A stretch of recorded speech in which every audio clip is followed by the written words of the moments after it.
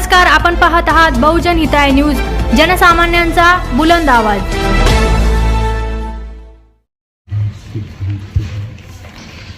ओम नमः सिद्धेभ्यः, ओम नमः सिद्धेभ्यः। नमः श्रीवीतरागाय सर्वज्ञाय नमोस्तुते, हितोपदेशिने तुभ्यं नमोस्तु परमात्मने, नमोस्तु परमात्मने। पंच परमेश्वर भगवान की जय, अहिंसा परमो धर्म की जय, देवादिदेव 1008 पार्श्वनाथ भगवान की जय, संत शिरोमणि आचार्य गुरुवर श्री विद्यासागर जी महाराज की जय, आचार्य प्रवर श्री समय सागर जी महाराज की जय। उसके फलस्वरूप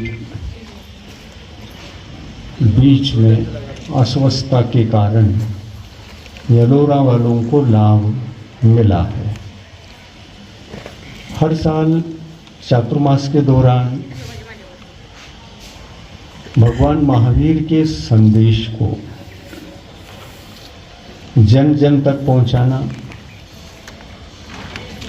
और मानव तथा मानवीय धर्म के संबंध में अधिक से अधिक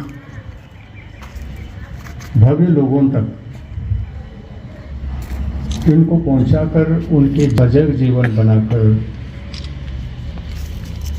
मानवीय धर्म की रक्षा के संबंध में हम प्रतिवर्ष चर्चा करते रहते हैं व्याख्यानों के माध्यम से। और औरंगाबाद जिले के परिसर में विद्यमान इस यलोरा नगरी में चातुर्मास का अवसर मिला है, तो बहुत कुछ यहाँ से संदेश आने वाले इस पर्व के दौरान, षोडशकारण पर्व है जो जैन परंपरा में बहुत अच्छी तरह से पूरे भारतवर्ष में प्रत्येक नगर नगर में, गांव गांव में, प्रति स्थान पर इसको बहुत भव्यता से संपन्न किया जाता है और सब जगह व्याख्यान होते हैं। और व्याख्यान के दौरान व्याख्यान तो लोग सुनते ही हैं, किंतु परमात्मा की उपासना करने की जो दिन है, पूरे इस महीने के भीतर लगभग 28 दिन की यह यात्रा होती है, जिसमें पूजन, व्याख्यान, आने वाले पूजन में बैठने वाले लोग अपनी अपनी साधना भी करते हैं, अपने जीवन को धर्ममय, कल्याणमय, अहिंसामय, परोपकारमय और सबके हित के लिए मानव जो अपने शैली से स्वयं के लिए भी जिए और पर के लिए भी जीने का प्रयास करे। स्वयं के ऊपर उपकार हमको के ऊपर उपकार किए बिना तो पर के ऊपर उपकार हम कर ही नहीं सकते। स्वयं को सुरक्षित रखना ही, स्वयं को ज्ञानमय, आचरणमय रखेंगे तो ये तो स्वयं के ऊपर कल्याण की बात हो जाएगी। लेकिन इतना ही नहीं, अपने परिसर में रहने वाले जीव मात्र का भी कल्याण हो, सबको ध्यान में रखते हुए सबके ऊपर करुणा, दया करके उनको भी मार्ग प्रशस्त कर देना सज्जनों का बहुत बड़ा कर्तव्य होता है। आज हमारे देश के लिए एक अच्छे प्रधानमंत्री मिले, जिनके वजह से बहुत कुछ हो रहा है। मानवता मात्र के लिए ही एक बहुत बड़ा संदेश भी जा रहा है।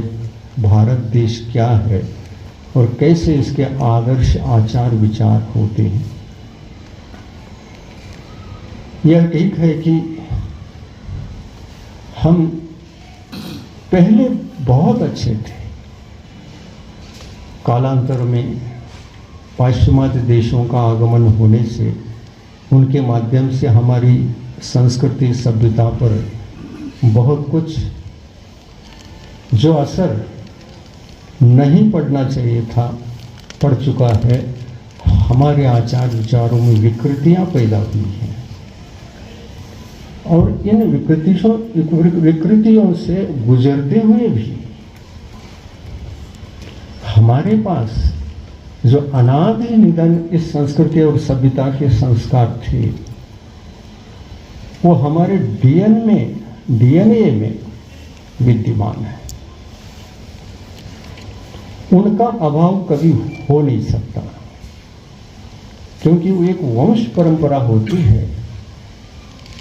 उस परंपरा में अच्छे संस्कार, अच्छे आचार, अच्छे विचार, अच्छी सोच, अनेक प्रकार से जो विशेषताएं जीवित रहती हैं, उनका संस्कार निरंतर इस जीवात्मा के पास भव में चलते हैं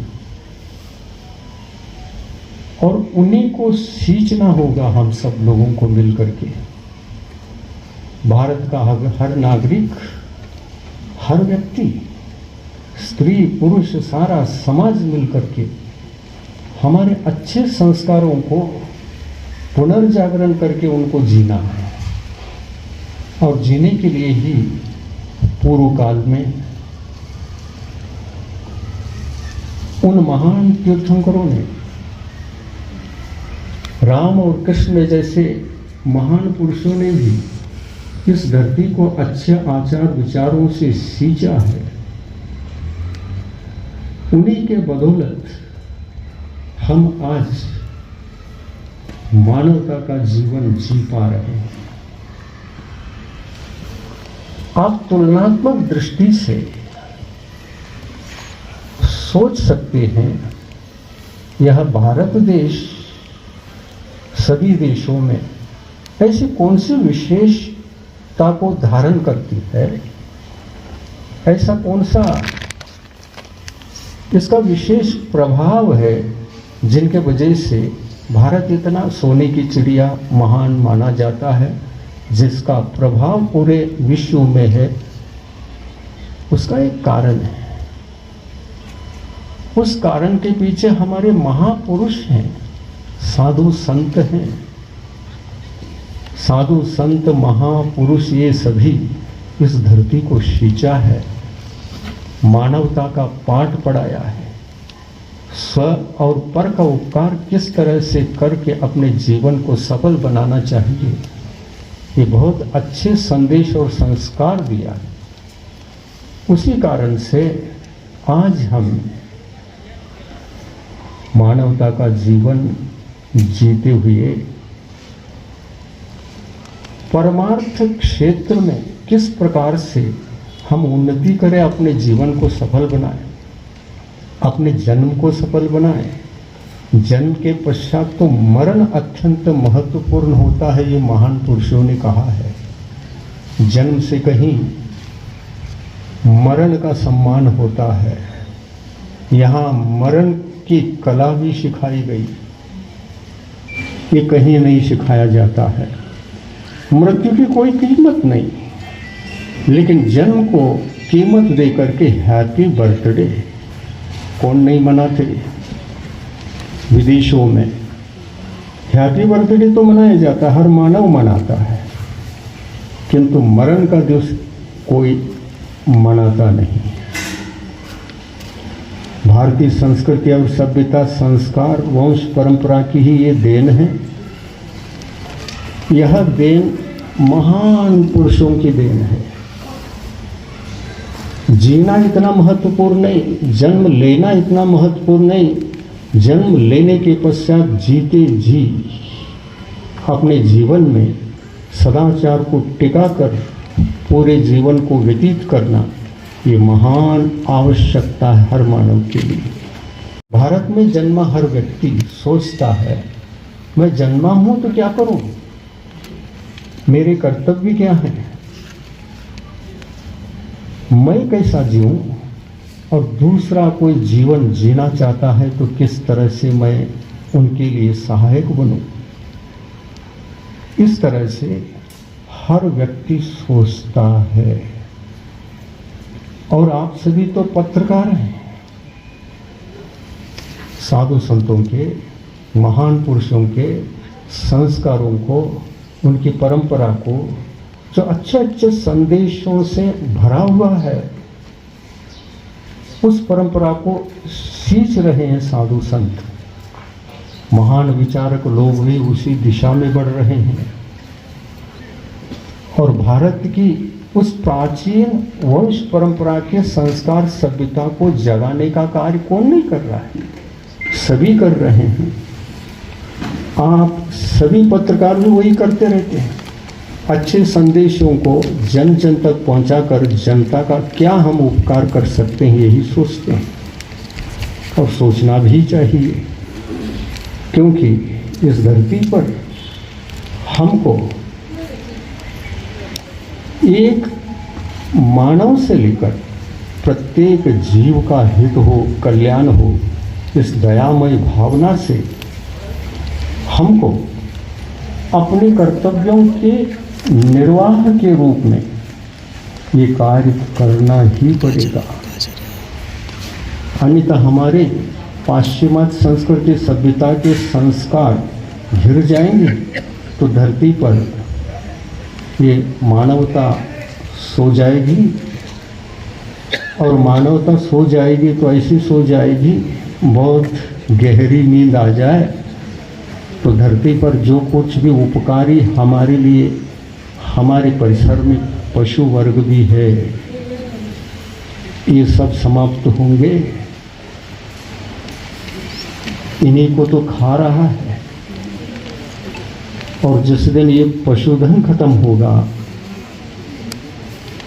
पशुधन समाप्त होगा, तो मानव को भी खा सकता है, अपना भोजन बना सकता है। अपने देश को, अपने समाज को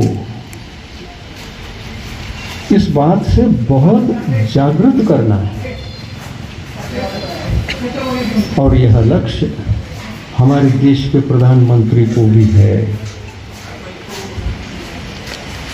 हम केवल मानवों के उपकार न बने, परंतु इस धरती पर रहने वाले उपकारी पशु, गाय, बैल, पक्षी, जंगली पशु, इन पर भी दया करना होगा। इनका भी जीवन स्वतंत्र जीवन होता है। किसी का भोजन बनने के लिए ये जन्म नहीं लेते, अपने जीवन को जीने के लिए जन्म लेते हैं। हर जीव जन्म लेता है, सुखपूर्वक जन्म ले करके सुखपूर्वक जी करके वो मरता है तो अच्छा लगता है उसको, मैंने अच्छी तरह से जी लिया। हम भी मानव के रूप में जन्मे हैं तो हमको भी अच्छा लगता है।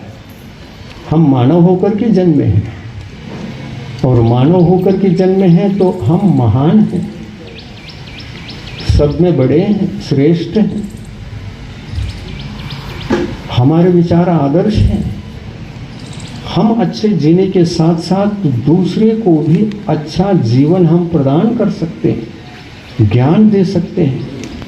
ज्ञान से ही सींचा जा सकता है हर प्राणी को। और तो और क्या, स्वर्ग से आने वाले देवता भी यहाँ के महान पुरुषों के संदेशों को, उपदेशों को सुनने के लिए आ जाते थे। भगवान महावीर का जहाँ तक ये धर्म सभा है, उनका समोषण जैसा होता था वैसा ही यहाँ रचना होने जा रही है। और उनके धर्म सभा में जिस तरह से देवगण आते थे, समोषण में बैठते थे, उनका संदेश सुनते थे। वे देव 4 प्रकार के होते हैं, भवनवासी, व्यंतर, ज्योतिषी और वैमानिक। ये चारों प्रकार के देव और उनकी देवियां, ये सभी स्वर्ग से क्या, इस मध्य लोक में भी जहाँ तहाँ रहने वाले सभी देव एकत्रित होकर के इन महान पुरुषों के संदेशों को सुनकर अपने जीवन निर्माण के लिए प्रयास करते थे। वे भी चाहते हैं कि हम मनुष्य पर्याय में जन्म लेकर के महान बने, भगवान बने, परमात्मा बने। परमात्मा बनने का रास्ता सबके लिए खुला है, यही है। हर मानव अनुभव कर रहा है कि जंक फूड, फास्ट फूड खा करके किसी को कैंसर हो रहा है, किसी को डायबिटीज़ हो रहा है, किसी का हार्ट अटैक हो रहा है, अकाल मृत्यु हो रही है। पूरा जीवन कोई मानव जी नहीं पा रहा है। इसका कारण है हमारा आहार प्रक्रिया बिल्कुल विकृत हो चुकी है। हम जिसको खाना चाहिए उसको नहीं खा रहे हैं, और जो नहीं खाना चाहिए खाने में, हमारे दिनचर्या में वही खाने के लिए प्राप्त होने से वही खा रहे हैं, और शरीर को बीमार बनाया जा रहा है। तो इस दिशा में बहुत कुछ यहाँ महावीर के समूह शरण के धर्म सभा में साधु संतों के माध्यम से यहाँ पर 4 महाराज हम लोग हैं, किंतु भारतवर्ष में ऐसे कई साधु संत अपने अपनी जगह चातुर्मास करके ये संदेश जन जन तक पहुंचा रहे हैं। खान पान किस प्रकार से होना चाहिए, कौन सा खाना खाना चाहिए, कितना खाना चाहिए, इसकी मर्यादा क्या। हमारे खाने में मानवता की रक्षा ही नहीं, पशुओं की भी रक्षा का ख्याल रखकर भोजन करना चाहिए, क्योंकि हम स्व और परोपकारी हैं। जीव मात्र के लिए उपकार करना हमारा कर्तव्य होता है। यही संदेश आज भारतवर्षीय जन जन तक पहुंचाने का कार्य हम सबको मिल करके करना पड़ेगा, और इस दिशा में जो भी सारभूत संदेश रहेंगे उनको जन जन तक पहुँचे, ये प्रयास हम सबको करना है। और आप लोग तो पत्रकार हैं, अच्छे बातों को बहुत दूर तक ले जा सकते हैं। हम व्याख्याता हैं तो आप तो पतंग हैं, किसी भी बात को आकाश तक ले जाकर। आजकल तो वैज्ञानिक युग है, किसी भी संदेश को कितनी भी दूर हो, विश्व के किसी भी कोने में आप संदेश 1 सेकंड में पहुंचा सकते हैं। आजकल तो ये कागज पत्र भी बंद हो रहे हैं, मोबाइल में सब चल रहा है। तो अनेक साधनों के माध्यम से जो आज हमको सुविधाएं प्राप्त हैं वैज्ञानिक क्षेत्र में, उनका सदुपयोग करते हुए जन जन तक एक अहिंसा का संदेश, एक स्व और परोपकार का संदेश हमको पहुंचा करके हमारा भी उपकार करना है और दूसरे का भी उपकार करना है। यह महान हम सब का कर्तव्य होगा। हम लोगों को, हम सभी साधु संत हैं, गुरु परंपरा से प्राप्त ज्ञान को हम विश्व कल्याण के लिए जितना बांट सके अवश्य हम प्रयास करेंगे, प्रयत्न करेंगे। आप भी प्रयत्न करें। सब लोग मानव मात्र मिल करके स्व और परोपकार का कार्य करने लग जाए, विश्व में चलने वाले महान महान युद्ध भी रुक सकते हैं। महान महान ये कलह भी रुक सकता है। कितने बड़े बड़े दंगे हो रहे हैं, मानव मानव से लड़ रहा है, पशु किसी से नहीं लड़ते। पर मानव जिससे लड़ता है वह अपना भी है, और उनके साथ साथ पशुओं की भी जो हानि होती है उस दिशा में भी हमारा ध्यान जाना चाहिए। बुरे विचार, आचार विचार जहाँ जन्म लेते हैं वहाँ पशु भी हमारा आहार बनता है। तो एक दिन ये पशुधन समाप्त होगा तो मानव मानव का आहार बन सकता है, बनेगा। और उस समय हम मानव नहीं रहेंगे, एक दानव रहेंगे। हम परोपकार को भूल जाएंगे और स्व का भोजन बना करके स्वयं का भोजन भी अत्यंत मुश्किल से प्राप्त होगा। भोजन प्राप्त करने के लिए आप किसी के पास जाएंगे तो मानव ही मिलेगा, पशु नहीं मिलेंगे। पशु तो मूक हैं, बोल नहीं सकते, उनको पकड़ते हैं, काटते हैं। कत्ल खाने आज देखिए हमारे देश में लाखों कत्ल खाने हो गए। एक समय था जिसको हम अंग्रेजियों के टाइम भी समझ लें, 200-250 वर्ष हो गए। वो जब आए थे कत्ल खानों की संख्या बहुत अल्प थी, परंतु इन्हीं लोगों के कारण से हमको मांसाहार के संस्कार मिले। ये दुष्संस्कार के कारण से धरती पर कत्ल खानों की संख्या बढ़ती चली गई, मांसाहारियों की संख्या बढ़ती चली गई। उससे पूर्व हम देखें तो हमारा धरती दूध की नदियों से सफ़ेद सफ़ेद जहाँ दिखती थी, आज उन्हीं पशुओं का रक्तपात होने से लाल लाल दिख रही है। ये अच्छी बात नहीं है और भारतवर्षियों को तो और भी अच्छा नहीं है। यहाँ से अहिंसा के संस्कार पहुँचते थे विदेशों में, क्योंकि वहाँ पर कोई महान संत साधु आदि पैदा नहीं होते। जो होते हैं यहाँ भारत में ही होते हैं, वहाँ नहीं होते ना, और इसलिए संस्कार आ नहीं पाते। और यहाँ से अहिंसा का संदेश पूरे विश्व में जाना चाहिए। अपने प्रधानमंत्री कितने महान हैं, शाकाहारी, क्योंकि वो बचपन से ही एक साधु संतों के संस्कारों से संस्कारित हैं। उनके विचार आदर्श बने बचपन में और इसलिए इतने बड़े बने, महान बने।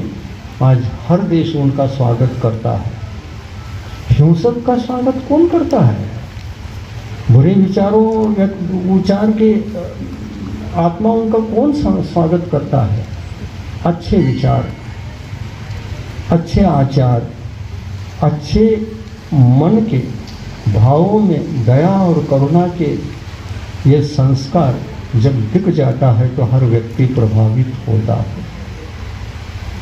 यह कार्य आने वाले इस पर्व के दिनों में हम लगभग 27-28 दिन की ये यात्रा है, सिंचित होकर पूर्व की संस्कृति की ओर लौटेंगे, ऐसी आशा है।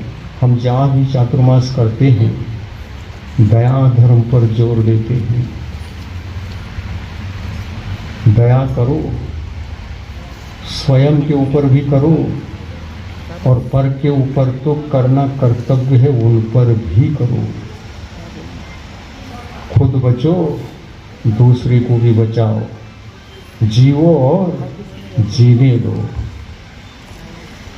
जियो, अच्छी तरह से जियो, और जो जीना चाहते हैं साथ लो। सबका साथ, सबका विकास। कोई भी व्यक्ति दुखी होना नहीं चाहता।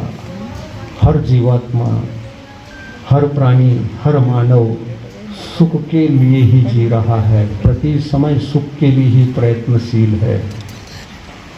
ऐसे ही इस धरती के पशु प्राणी भी सुख के ही चाहते हैं, दुख कोई नहीं चाहता।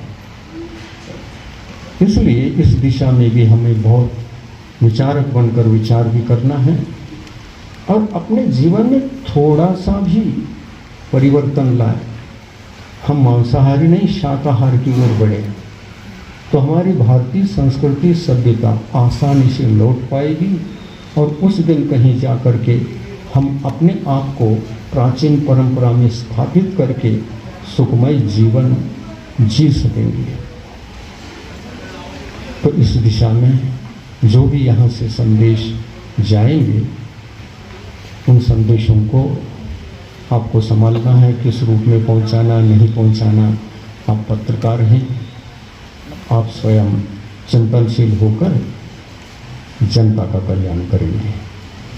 हमारी लेखनी के माध्यम से, हमारे संदेशों के माध्यम से जनता का कल्याण हो, इससे बड़ा कोई भी काम नहीं है।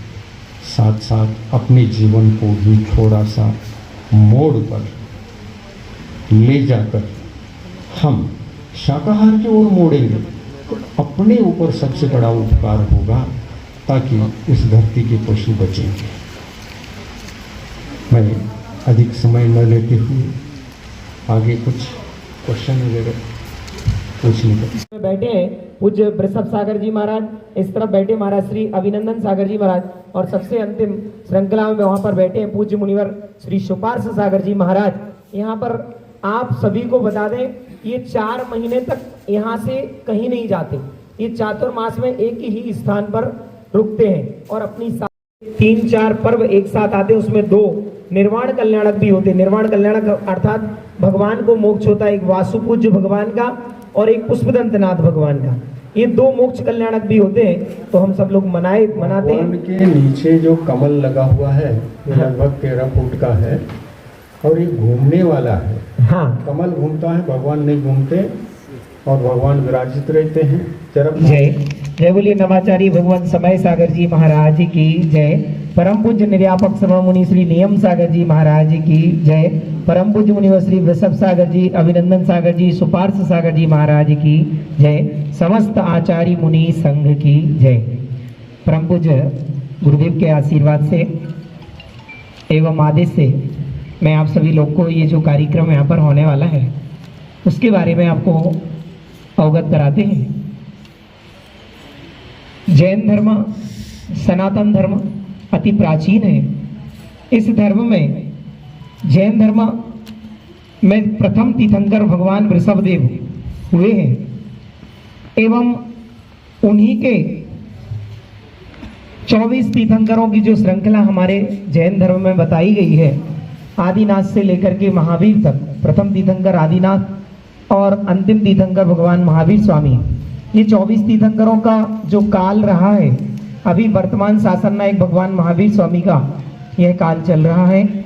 इसमें वर्तमान शासन नायक भगवान महावीर स्वामी को तो निर्वाण की प्राप्ति हो चुकी है, लेकिन अभी जो समोसरण हम भगवान महावीर स्वामी का यहाँ पर लगाने जा रहे हैं वह कैसा होता है, यह साक्षात समोसरण क्या कहलाता है?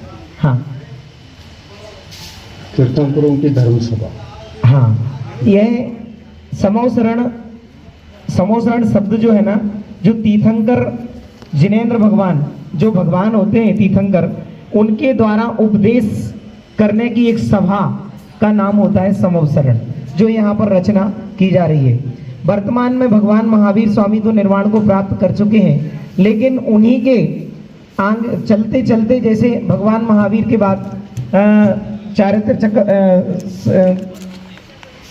भगवान महावीर के बाद उनकी श्रृंखला में बहुत सारे जैसे कुंद मुनिराज हुए हैं। आचार्य कुंद भगवान, उन्हीं की श्रृंखला में आचार्य शांति सागर जी महाराज, ज्ञान सागर आचार्य गुरुदेव विद्यासागर, समय सागर और नियम सागर आदि जो मुनिराज होते हैं, उनके द्वारा दिव्य देशना आपको प्राप्त होती है, सभी जीवों को प्राप्त होती है। उस दिव्य देशना के अंतर्गत प्रत्येक जीव का कल्याण कैसे हो, यह मार्ग बताया जाता है। जैसे अभी महाराज श्री ने भगवान महावीर का संदेश छोटे शब्दों में आपको बताया कि जियो और जीने दो। बहुत सुंदर भावना आदिनाथ से लेकर महावीर तक चली, महावीर से लेकर अभी गुरुदेव उस संदेश को आगे प्रचारित कर रहे हैं। ये जो समोसरण है, ये वही देशना का एक स्थान है जहां पर जीवों को समता भाव से एक दूसरे में आपस में प्रेम भाव से रहना सिखाता है, और ऐसे गुरुओं के उपदेश से ये धरती जैसा हमारा भारत की संस्कृति रही है उसको निरंतर वैसे ही बनाए रखने के लिए ये समोसरण में भगवान उपदेश देते हैं। वर्तमान में भगवान तो नहीं है, लेकिन अगर हमने चलते फिरते कोई भगवान देखे, जैसा भी डॉक्टर साहब बता रहे थे, ये दिन में एक बार ही भोजन करते हैं, पैदल चलते हैं, कभी भी वाहन में नहीं चलते, और ये एक बार भोजन के साथ अगर भोजन करते समय बाल या कोई भोजन में जीव आदि आ जाए तो उसको तुरंत ही छोड़ देते हैं, उसके बाद कुल्ला करके और बैठ जाते हैं। फिर 24 घंटे के बाद दूसरे दिन 10 बजे मुद्रा लेकर के, जिसके यहाँ मुद्रा मतलब होता है एक विधि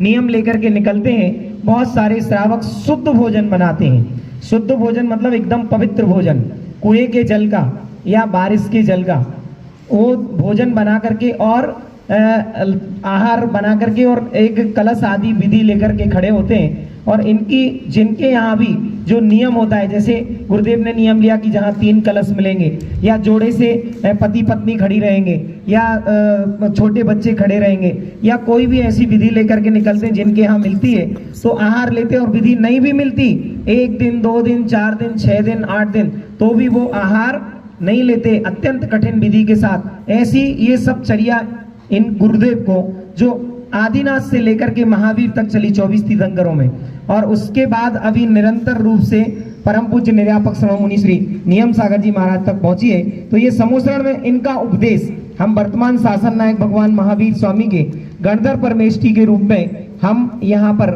गुरुदेव का उपदेश सुनेंगे। यहाँ पर आपको बता दें ये समूसरण की रचना चारों तरफ 4 भगवान तो एक ही होते हैं, लेकिन ये समूसरण का अतिशय होता है। जो समूसरण की रचना करता है सौधर्मेंद्र की आज्ञा से कुबेर अर्थात होता है जो इस पूरे परिसर को रचना करने वाला। एक ऐसा इंद्र मतलब होता है देव, जो देव रहता है उन सबके पास बहुत रिद्धि सिद्धियां रहती हैं, वो अपनी रिद्धियों सिद्धियों से भगवान का समूसरण की रचना करते हैं जब भगवान को केवल ज्ञान की प्राप्ति